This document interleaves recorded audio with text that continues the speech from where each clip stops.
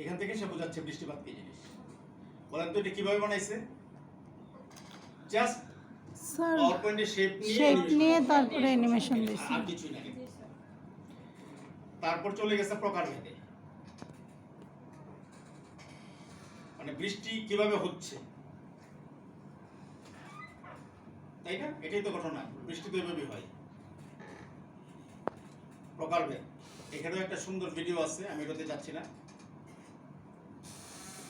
সব কিন্তু অ্যানিমেশনের খেলা, আপনারা দেখেন, খুব মজার জিনিস, কিন্তু সব অ্যানিমেশনের খেলা। কিন্তু বলছে এটা একরকম বৃষ্টি, এটার নাম হচ্ছে, এটা আরেক রকম বৃষ্টি। দেখেন সব অ্যানিমেশনের খেলা, মানে এখানে কিন্তু সে কোনো কিছু প্রথম থেকে কপি করে নাই, নিজে বানিয়েছে। কি দেখতে ভালো লাগে না? জি স্যার। আপনারাও বানাবেন এরকম কন্টেন্ট, এখানে থেকে এরকম কন্টেন্ট বানাবেন। স্কিল কিন্তু আপনার, আপনি রপ্ত করতে পারলে এটা কেউ নেবে না। দেখেন সব হচ্ছে এখানে অ্যানিমেশনের খেলা। কিভাবে এই বৃষ্টিটা হয়, ঘূর্ণি বৃষ্টি,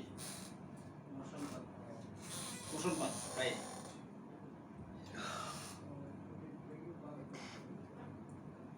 প্রত্যেকটাই এইভাবে সে করেছে, করার চেষ্টা করেছে।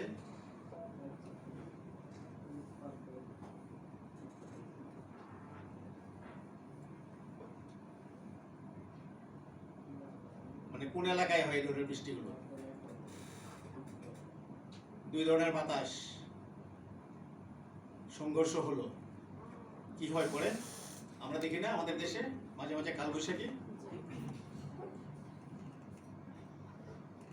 একক কাজ, তারপরে শিখন যাচাই, ওই যে এসএস কিভাবে অ্যাসেস করলো, এবার নিজে করি দিয়ে ক্লাস শেষ করলো। এই কন্টেন্টগুলো যে আমরা তৈরি করি, সেখানে এরকম কিছু জিনিস আপনাকে বিবেচনায় নিতে হবে। এই কন্টেন্টগুলো যেন ইন্টারেক্টিভ হয়, লার্নাররা যেন পার্টিসিপেট করতে পারে, ইমোশনালি দেখলে তার মধ্যে তার আবেগিক একটা পরিস্থিতি তৈরি হয়।